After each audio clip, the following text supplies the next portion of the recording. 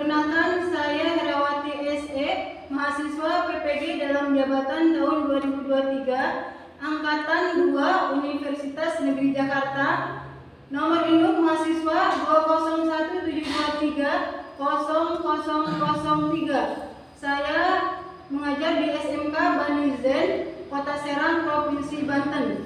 Hari ini, Senin 4 Desember tahun 2023, saya akan melaksanakan praktik pembelajaran UKIN di kelas 11 dengan mata pelajaran ekonomi, materi pokok perdagangan internasional. Mohon saran dan masukan dari Bapak Ibu semua untuk perbaikan pembelajaran berikutnya agar dapat memberikan yang terbaik bagi peserta didik. Demikian, wassalamualaikum warahmatullahi wabarakatuh. Assalamualaikum warahmatullahi wabarakatuh. Waalaikumsalam warahmatullahi wabarakatuh. Selamat pagi anak-anak. Pagi. Apa kabar semuanya? Alhamdulillah, luar biasa. Allahu Akbar. Alhamdulillah kalian semuanya sehat-sehat dalam keadaan baik ya. Mudah-mudahan teman kalian juga yang sakit, mudah-mudahan segera sehat bisa bergabung kembali dengan kita semua ya. Baik, sebelum kita memulai pelajaran, kita berdoa terlebih dahulu. Silakan, siapa yang memimpin? Rehan, silakan. Sebelum mulai pelajaran, sebaiknya kita baca doa. Berdoa dan mati mulai.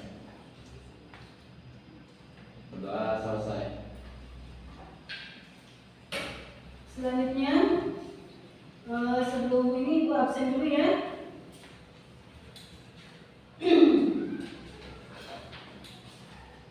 Karisa, Hadir, Bu. Mila, Rida, Hadir. Marina, Vira, Mas Siti Masito, Hadir. Mas Nia, Hadir. Mama Rehan, Bayu, Fitri. Semuanya hadir ya? Hadir. Nah, selanjutnya kita sebelum ke materi selanjutnya, kita SBG dulu ya, menyanyikan lagu apa? Lagu Pancasila. Pancasila. Silakan berdiri. Yang semangat ya menyanyikannya ya. Ibu. 1, 2, 3. Garuda Pancasila, akulah pendukungmu, patriot proklamasi, sedia berkorban untukmu. Pancasila dasar negara, rakyat adil makmur sentosa, pribadi bangsaku. Ayo maju, maju, ayo maju, maju, ayo maju, maju. Baiklah, selesai, silakan duduk ya. Mudah-mudahan dengan saya menyanyikan lagu Garuda Pancasila, motivasi belajar, semangat belajar tambah meningkat ya, sehingga kami bisa semangat hari ini belajarnya. Selanjutnya, Ibu akan menanyakan materi pertemuan yang lalu. Coba apa materi pertemuan yang lalu? Bank Dunia ya. Baiklah, apa itu yang maksud dengan Bank Dunia? Siapa yang tahu? Oh, Fitri, silakan Fitri. Bank Dunia atau bisa disebut dengan World Bank adalah lembaga internasional yang memberikan bantuan pembiayaan dan nasihat keuangan kepada negara-negara yang membutuhkan.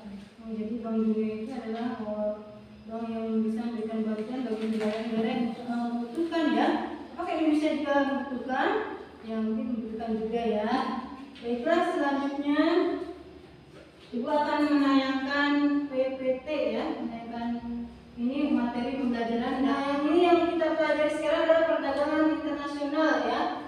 Perdagangan internasional adalah perdagangan kegiatan jual beli antara satu negara dengan negara lain, baik berupa barang ataupun jasa-jasa, dilakukan melewati batas suatu negara.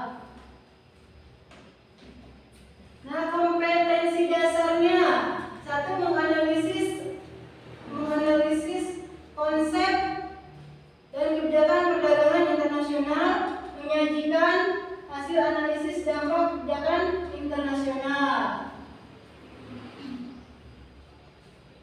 Kemudian tujuan pembelajarannya.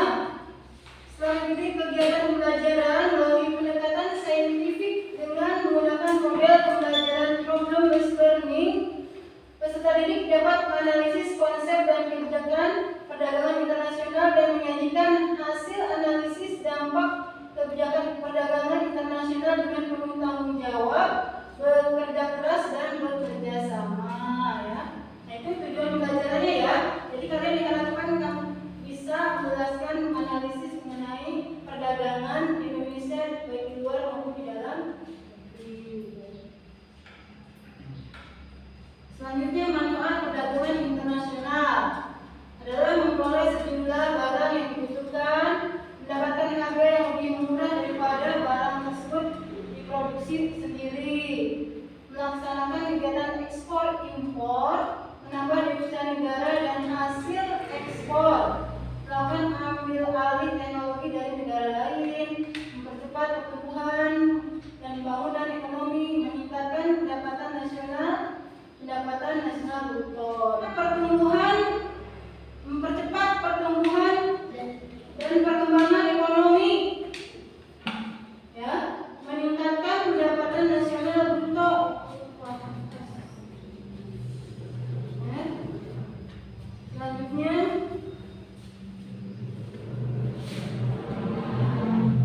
kita pasti berbeda-beda memproduksi suatu barang.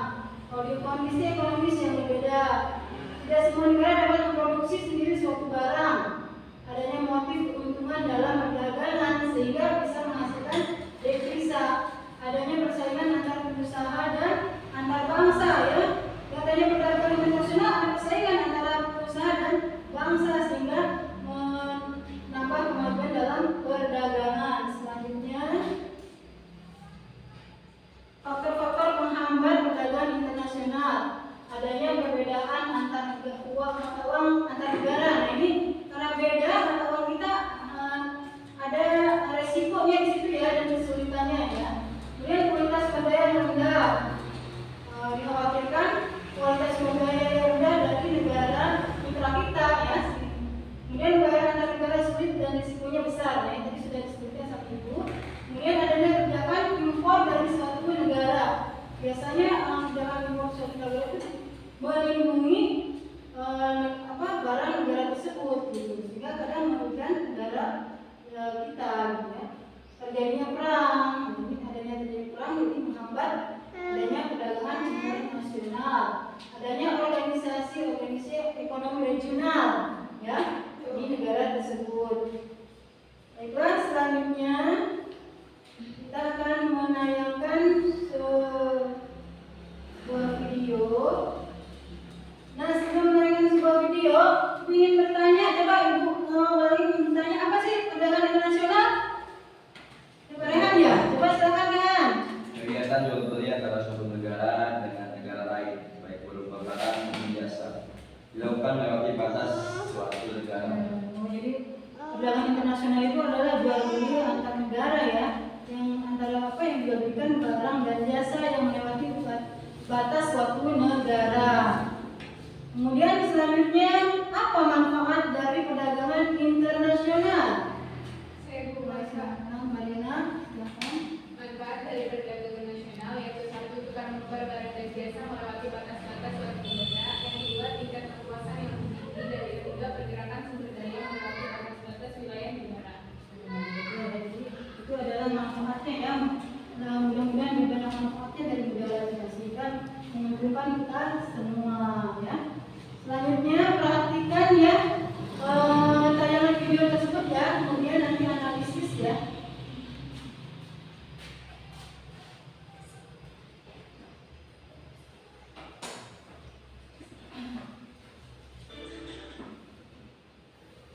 Neraca perdagangan luar negeri Indonesia pada 2021 mencatat surplus tertinggi sepanjang sejarah. Batubara, produk CPO kelapa sawit, dan besi baja merupakan komoditas ekspor andalan Indonesia. Sementara di dalam negeri, tingkat inflasi pada 2021 mencapai 1,87%. Dan untuk menekan tingkat inflasi domestik dari kategori volatile food,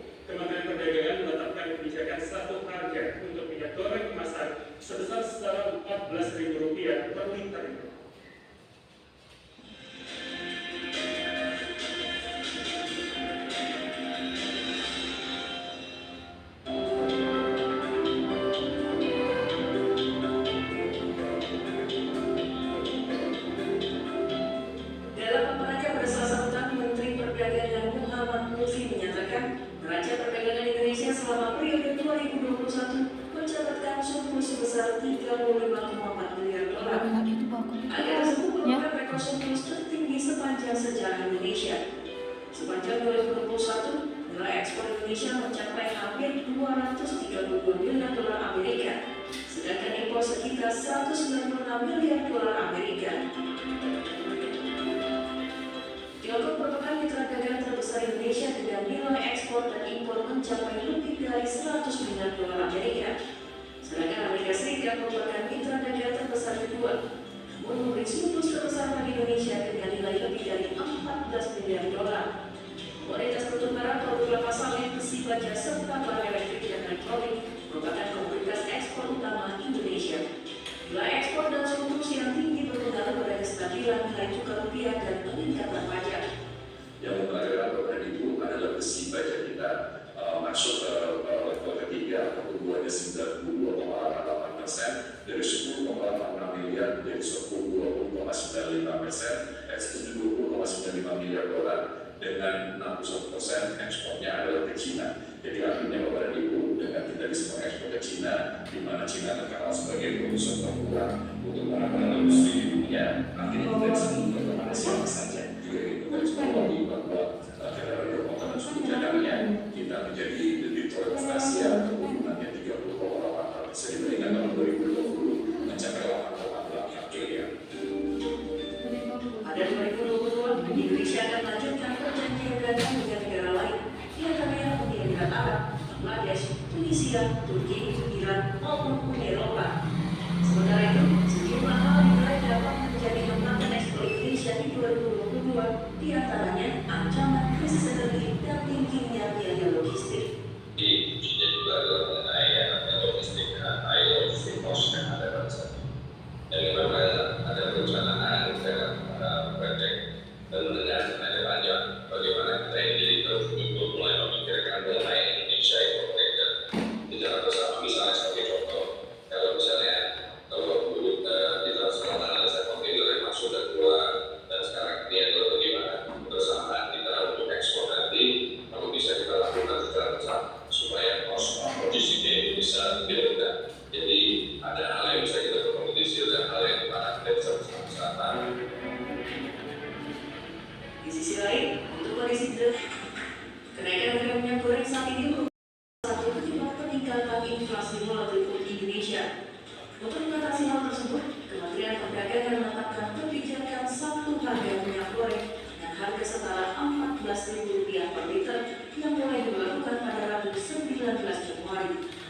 Melalui kebijakan ini, seluruh produk minyak goreng baik kemasan premium maupun sederhana dengan ukuran mulai dari 1 liter hingga jerigen 25 liter akan dijual dengan harga setara Rp14.000 per liter. Kebijakan ini dilakukan untuk pemenuhan kebutuhan rumah tangga serta usaha mikro dan usaha kecil.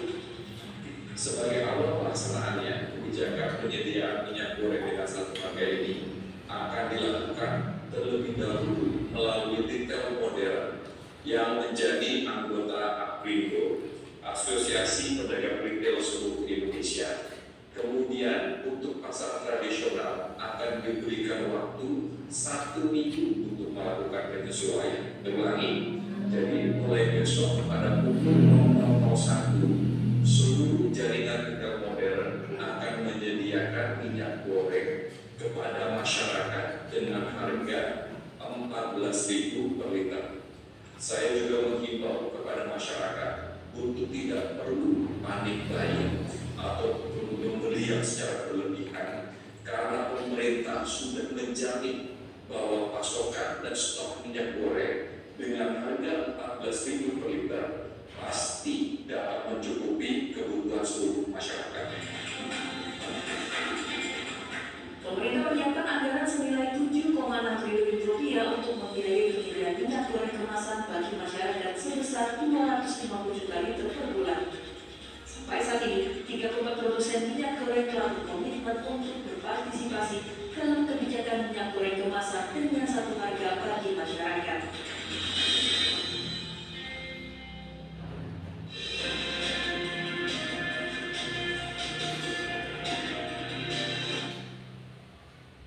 Baiklah, itulah tayangan video mengenai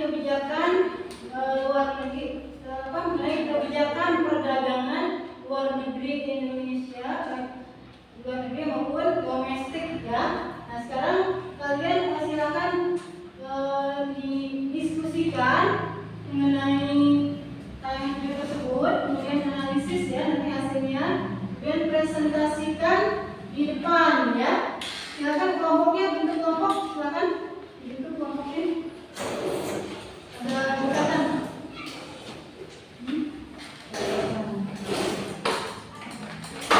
Sini ya.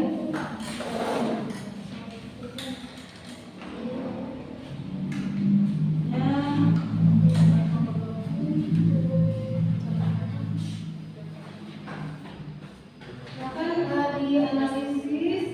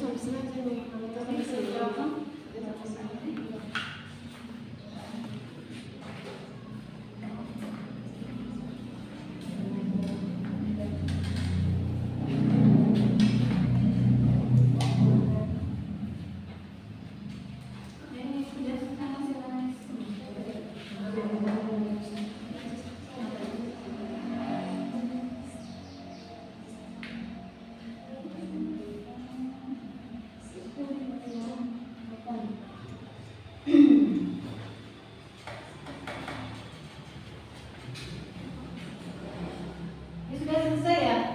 Sudah. Baiklah kalau gitu langsung saja maju kelompok 1 untuk mempresentasikan hasil analisisnya.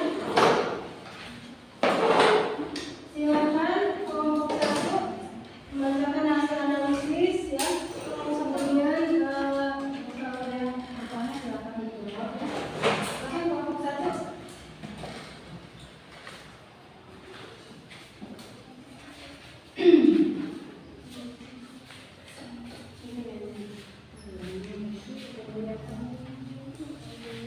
Assalamualaikum warahmatullahi wabarakatuh. Waalaikumsalam warahmatullahi wabarakatuh. Baiklah, kami dari kelompok 1 akan menganalisis hasil video yang tadi baru diputar. Kebijakan perdagangan luar negeri dan domestik Indonesia.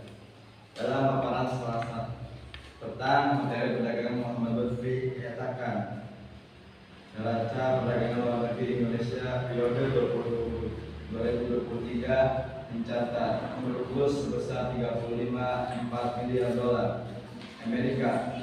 Harga tersebut merupakan rekor surplus tertinggi sepanjang sejarah Indonesia.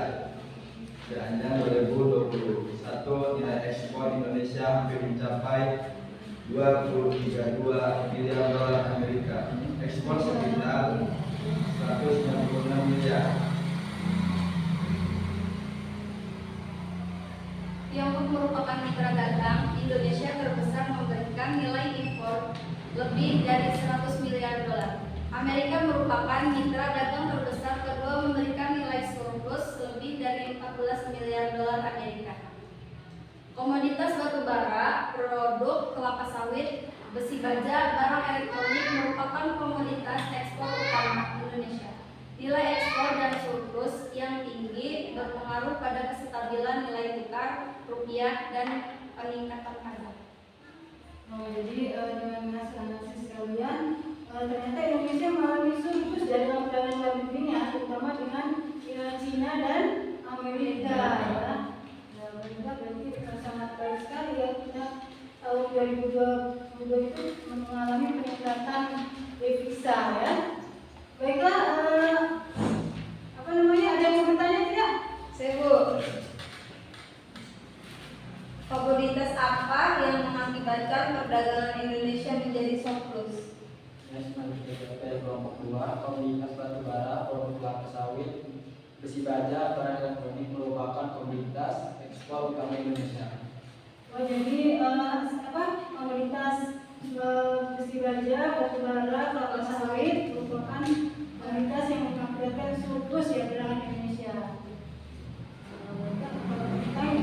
Baiklah, kita berikan tepuk salut. Salut, salut, salut, salut, sukses. Mungkin kurang lebihnya dari kelompok kami, mohon maaf. Wassalamualaikum warahmatullahi wabarakatuh. Waalaikumsalam warahmatullahi wabarakatuh.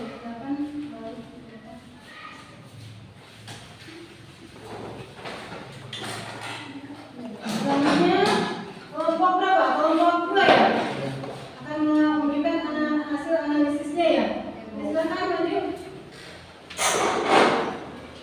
Semangat, semangat. Assalamualaikum warahmatullahi wabarakatuh. Waalaikumsalam warahmatullahi wabarakatuh. Ya, kami dari kelompok 2 akan menganalisis hasil tayangan video yang tadi ditayangkan.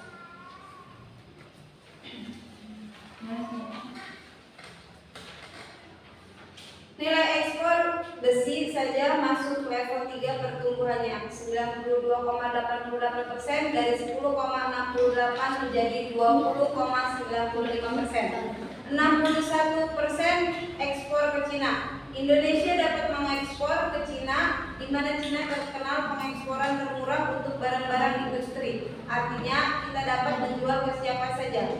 Kendaraan bermotor dan suku cadang menjadi the Bitron of Asia. Pertumbuhannya 30,84% dibandingkan tahun 2020.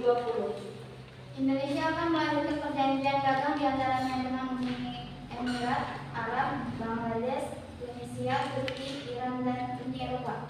Beberapa hal akan menjadi hambatan pada tahun 2022, diantaranya ancaman krisis energi dan tingginya biaya logistik menjadi hambatan bagi ekspor Indonesia pada tahun 2022. Cara mengendalikannya yaitu harus ada rencana jangka pendek, menengah, dan panjang. Kita harus memikirkan Indonesia corporate secara bersama-sama. Contoh menganalisis yang masuk keluar secara bersamaan untuk ekspor naik. Kalau dilakukan dengan bersama supaya cost of logistiknya lebih rendah. Oh, jadi itu dari besi ya juga ya menjadikan surplus ya. Jadi samping itu juga ternyata ada itu ya pada krisis energi ya. Walaupun kita mendapatkan dampak positif, ternyata juga ada dampak negatifnya ya. Silakan siapa yang akan bertanya? Jadi bagaimana caranya mengendalikan ancaman kritis energi dan tingginya biaya logistik? Caranya yaitu dengan merancang jangka pendek, jangka tengah, dan jangka dengan cara menganalisis kalau masuknya kontainer secara bersama-sama untuk menekan biaya. Itu ya hasil jadi harus bersama-sama bersama gitu ya dengan kontainer itu masuk ke kota bersama sehingga menggunakan biaya logistik ya. Baiklah, kita berikan tepuk salut. Salut, salut. Salut, salut, sukses. Tangan lagi. Silakan kembali ke tempat duduknya. Ya, mungkin sekian dari kami, kurang lebihnya mohon maaf. Wassalamualaikum warahmatullahi wabarakatuh. Waalaikumsalam. 3 ya.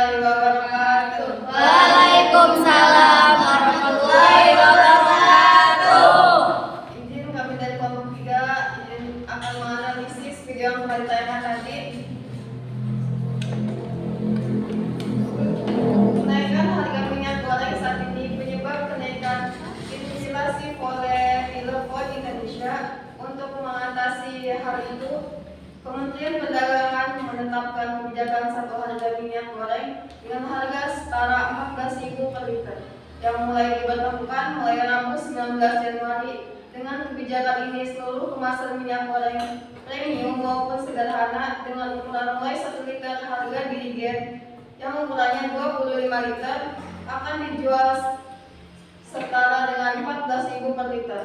Kebijakan ini diambil guna memenuhi kebutuhan rumah tangga dan usaha mikro serta usaha kecil. Sebagai awal pelaksanaannya akan terlebih dahulu melalui rekam modern anggota Anda. Asosialita Indonesia kemudian untuk pasar tradisional diberikan 1 minggu untuk penyesuaian. Masyarakat diimbau untuk tidak panik bagi atau membeli secara berlebihan. Baiklah, nah ini hasil analisis kelompok 3 ya. Nah, jadi ada ini kebijakan satu harga ya. Jadi harga minyak yang langka dihargai dengan Rp14.000 ya. Nah sekarang ada yang mau bertanya tidak dari kelompok? Saya, Bu. Oh ya, baik. Silakan, Rehan. Kebijakan 1 liter dengan nilai 14.000 dilakukan untuk siapa? Untuk kebutuhan rumah tangga dan usaha mikro serta usaha kecil menengah.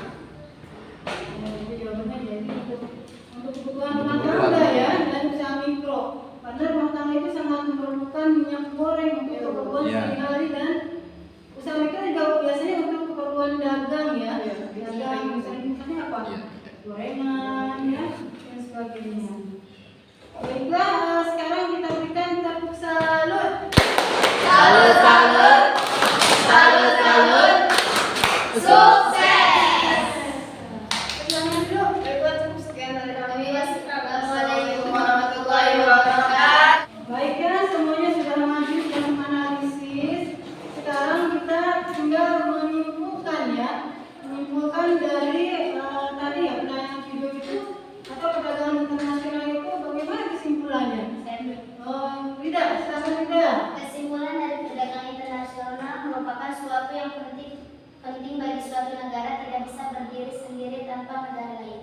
Karena perdagangan internasional terjadi karena adanya perbedaan sumber daya, sumber alam, dan teknologi. Selain itu, perdagangan internasional menambah defisit negara.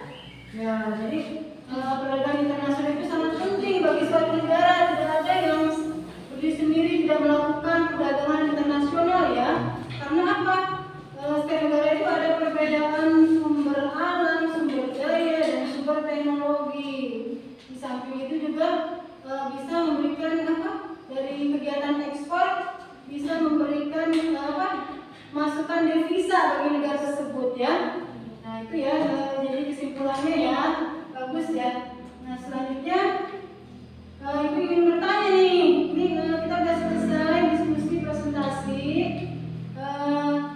Masih ada yang belum mengerti nggak? Ada yang dari pelajaran ini tadi penayangan video ya, yang itu apa gitu? Dalam hati ada tidak? Ada. Kesulitannya gitu. Aduh, ini udah internasional ternyata sulit juga ya, karena apa namanya? Ada perbedaan mata uang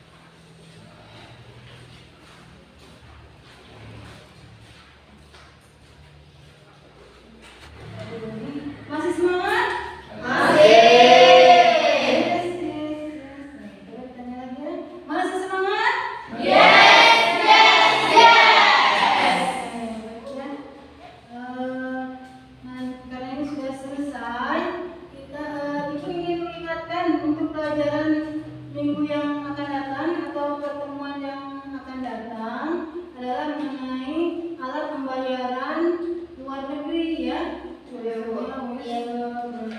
LC, letter of credit, yang digunakan alat pembayaran yang digunakan untuk perdagangan internasional.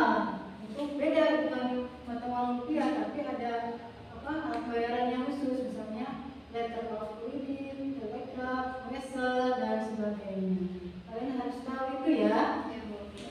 Baiklah, karena sudah selesai, kita akhiri dengan membaca doa, ya. Baca doa, silakan Bayu baca doa. Untuk mengakhiri pelajaran hari ini baca doa 3 lama di